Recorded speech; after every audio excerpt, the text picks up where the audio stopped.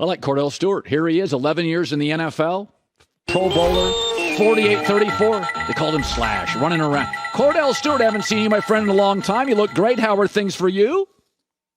I can't complain at all, Colin. I mean, it's been a while. Been a while, but I've been watching you. Been doing great. Kordell, I have to be honest. I thought Deion was a good hire, but he brought in 70% transfers, and I thought, oh, this is going to be choppy. This is going to be turbulent. I can't believe how good they are this quickly. Are you surprised that their penalties, efficiency? It's not that he can't coach or recruit, but he's got a whole new team. Aren't you a little surprised by Deion's Buffaloes? Not at all. I've had the opportunity to spend time with Prime, dating back to when we were together in Baltimore, and we've spoken about a slew of things. But the thing that was most intriguing is his attention to details. Yeah. When getting a phone call from Prime, when acquiring the job, I didn't know. It just came out of nowhere. He asked me a few questions, and I gave him some answers. And he ended up taking data and information that he already had in place, along with some of the stuff that I mentioned to him. I don't know how much it meant, but it was enough to see him make the changes that he needed to make to fit his personality. And I think that's what everyone's missing. The players on your team matches your personality. Prime wasn't a guy that just played one position. He played everything. You know, we played in the Super Bowl together back in Super Bowl 30, and he saw me catching the footballs. Guess what he ended up doing in the Super Bowl? He ended up catching footballs because he didn't want no one to outshot him, Colin. So, you know, Prime is just that kind of guy that wants to compete, but most importantly, tag himself to these kids in a way to know that where they know that he's a father figure.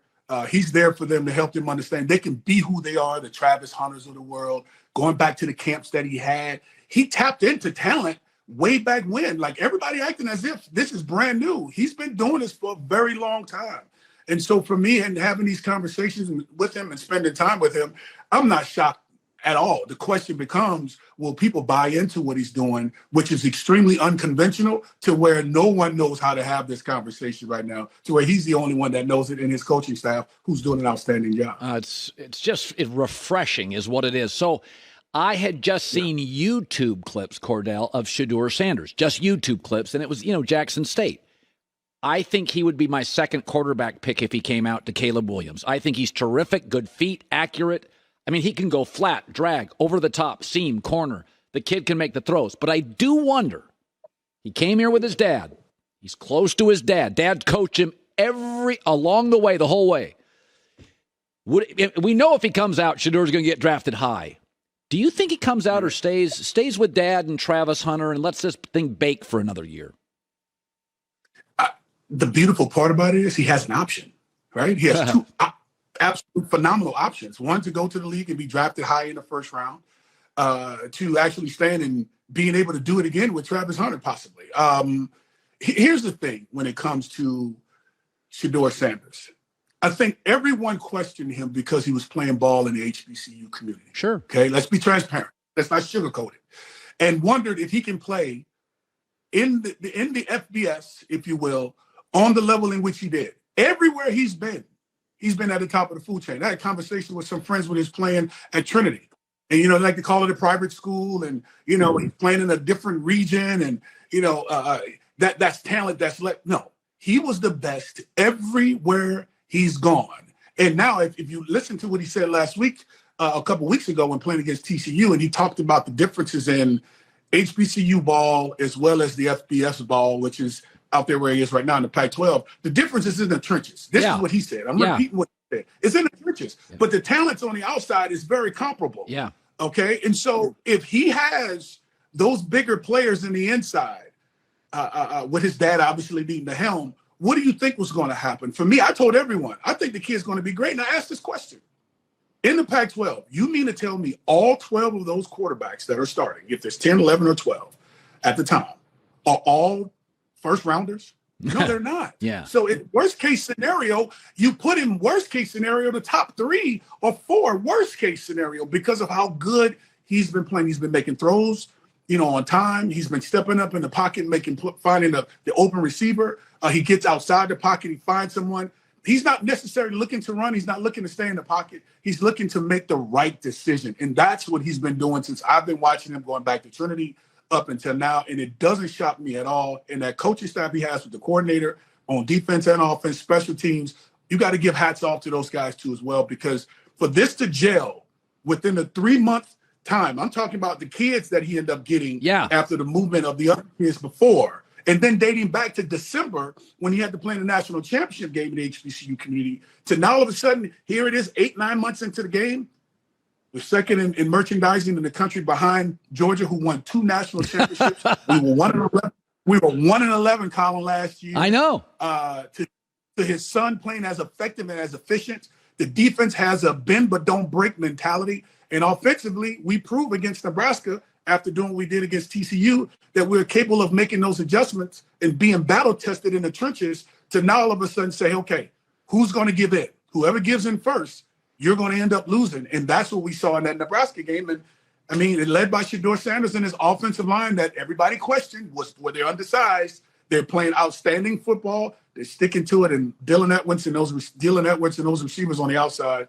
I mean, come on, man. We're in the position we need to be in, and we're shocking everybody right now. We're not shocked, but everyone's shocked. What's funny, Kordell, about it, he wears the shades, and one of the coaches for Colorado the Colorado State coach said, I don't like the shades. Yep. And it is funny. Yeah.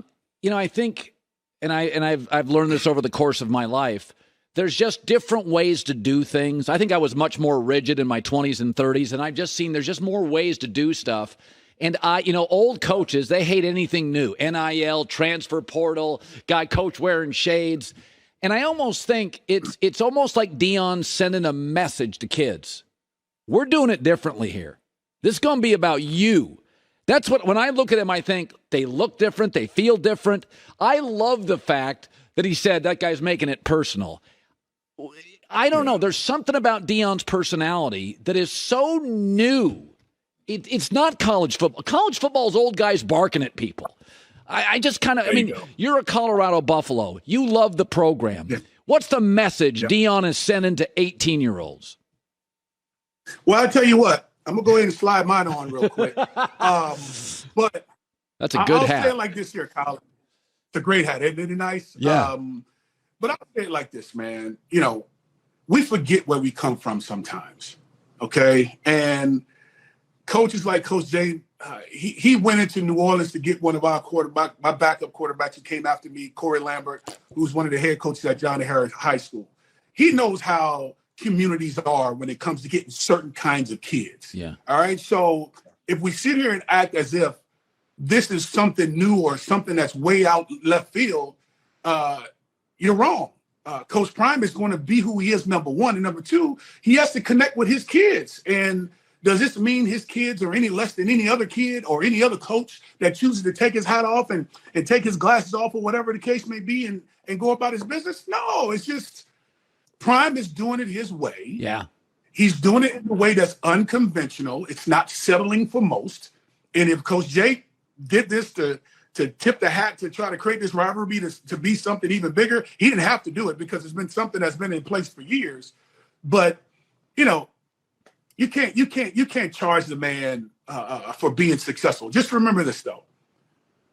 You have to charge Prime by his mind and not the game he played, which was actually exceptional. Yeah. Let's charge him with his mind. Yeah. And in the mind, he's better than everything else out there when it comes to these kids who want to play ball, get second chances, but most importantly, in the end, want to have a chance to go to the next level. No one in these other institutions are qualified, if you will, to say that directly and actually mean it. Why? Because this one in Coach Prime has done it multiple times. He's seen the kids that he's coached and worked with over the years go to the next level, and he's the best to ever do it at the cornerback position, as some say as a cover corner. I just say at cornerback, period, because, he just revitalized how you think about corners. And now that he was a player, Yellow Jacket, World Series, Super Bowl champion, to Hall of Fame, all of that great stuff, to now you're doing it in that fashion as a coach on a collegiate level from the HBCU there at Jackson State, did an outstanding job with them, to now at Colorado in the Pac-12. Come on. Something has to be wrong here. All right. In the minds of many. Something has to be wrong, but there's nothing wrong. Yeah. He's just doing it the way he knows how to do it, and he's doing it great, Colin. All right. Put that Colorado hat back on. That's too good a lid not All to right, put on. baby. Here we go. I love it. Let's go. That's a good logo, man. You deserve that free love. Okay, on, I got to ask an NFL question because you came into the NFL and you had some turnovers. But I remember your game. You cleaned it up year 3. First couple years, I remember the turnovers. And Josh Allen's going through this. And it's almost like if somebody's – Chris Carter once told me, if you're born with a great voice, you're going to sing in the car, you're going to sing in the shower. It's just who you are. And if you're 6'6" with an arm like Josh Allen, or you run like Josh Allen or Kordell Stewart, that's who you are. And I can't take that away from you. But you were able, with all those skills, to peel back the giveaways. Give me, if you sat down with 3 minutes to Josh Allen, I don't want to take away the greatness, but man, I got to pull back on the giveaways. How do you do it? Well, the best thing about what you said, as far as clean it up, is I was fortunate to get Tommy Clemens my last year in 2001 when I had my best year of my career, the first quarterback in the history of the Steelers organization to complete over 60% of his passes. If it wasn't for Tommy Clemens, I don't know how it would have been, because in 6 years I had 4 different coordinators. So it became an evident flow of how do you approach all of these different concepts but trying to run the same place, right? So it's a level of comfort that has to come into play. When it comes to Josh Allen, in the latter part, midway through the latter part of last season, I think there was like 22 turnovers, 11 interceptions and 11 fumbles. One thing I did not do when carrying the football, which is I can control most, is I did not fumble the football when I carried it. That's the only thing I can say to Josh Allen. Look, if you're going to carry the football, it's a tall task because your offensive line may not be the best every single time. But what you do better than most and what you have differently than most in the National Football League is you have feet. You're capable of running and you're quick. But most importantly, you're a big guy. You have to protect the football, but most importantly, protect yourself. And so when you turn the ball over 11 times with fumbles, coaches have to go now and treat you like a running back. Yeah. And teach you how to split the point of the ball with the 2 fingers, right? And to put the point in the middle, kind of stuff. And it just becomes very hard because he's your guy. And to turn the ball over 22 times since the 8th game of last season on, do you peel back? I say, no, you can. Let's just say you go to the safe throws, like the star route, where you have a curl route by the outside receiver, the slot receiver on the corner, and the guy in the backfield run the flat. Put that flat defender in the conundrum, if you will, in the tough position where it's a 3-way go, where he has to figure out who's going to read, right? You do the little bitty things properly to get the ball out of his hands, whether it's the check down, the hitch routes, the double moves to the slants or whatever, the quick screens, whatever it may be. But do something that's high percentage that forces him to get the ball out of his hand right now, but yet when it's time for him to have to make plays, you have to stay in his ear. Get your tall butt down, figuratively speaking. Get down to the ground, protect the football. You're not a running back. We have someone behind you that can help, and keep the chains moving. Stay ahead of down and distance, not behind by turning it over or taking a sack when you don't have to, because you have the ability to get out of the pocket. By the way, the 2 greatest Hail Marys in college football history, Doug Flutie threw one, Kordell Stewart, I believe, in 94. You threw it to Michael Westbrook. Was that who'd you throw it to? Yep. It was Michael Westbrook that caught it off the tip. Yeah, man. After you threw that touchdown, that's the craziest. Those are the 2 craziest plays in college football. After the play, Cal Stanford, you were like a 19, 20-year-old kid. Be totally honest. Yes. No, that was a road game for you guys. So you didn't even get a party on campus. Oh, you just had to get in a plane. Was that the greatest college moment of your life? Colin, let me help you understand something, man. One thing I know for sure was alive at the University of Colorado, if we weren't playing that good, is that Hail Mary pass come September 24th, okay? That Hail Mary pass, September 4th, 24, dating back to 1994-95 season, arguably is the best play. Now, I'm going to challenge the Doug Flutie Hail Mary pass, okay? I'm going to challenge it. And this is the reason why I'm going to challenge it. Turn the volume down and just watch it. I threw it from the minus 26-yard line, Colin. Everybody likes to give me 64 official yards. Colin, I threw the ball from the minus 26-yard line. That's 74 yards in the air, my friend, okay? That's 74 yards in the air. And the arm felt it at the end, but The celebration was so extreme. I remember going to the sideline. I remember going to the sideline looking at Coach Neuheisel after we threw the dig route to Mike and then we spiked it. And I go to Coach Neuheisel and I'm like, so let's talk about it. I said, what do you want to talk about? It's rocket left. If we was on the right hash, we call rocket left. If we was on the left hand, we call rocket right. So I'm going to talk to him like as if we have something else to talk about with 6 seconds left on the clock. And I asked the O-line with Brian Stoneberg, the late Brian Stoneberg, who's my center, and Rashawn Salam, our Heisman Trophy winner, the late Rashawn Salam. I said, hey, look, just give me a little time and come up to the line of scrimmage. Yeah. Colin, I only had 3 guys with their hands on the ground. Yeah. I'm like, are you kidding me? Yeah. So as I drop back, I see that there's some time because I get outside of the box of where you drop back. And I just threw it as far as I could, as I would do if I was in Colorado. And Blake Anderson become disruptive with the tip. And the ball goes up, and Mike catches over the yellow jacket Ty Law in the back of the end zone. And it's just pandemonium, bro. We're going to show it. Before the end of the show, we'll try to find it. Now. Yeah, please do. It's not hard to find. As we say, it ain't hard to find. You know what I mean? Colorado Buffaloes, Kordell Stewart, Pittsburgh Steeler in the NFL. You look great. Miss chopping it up with you.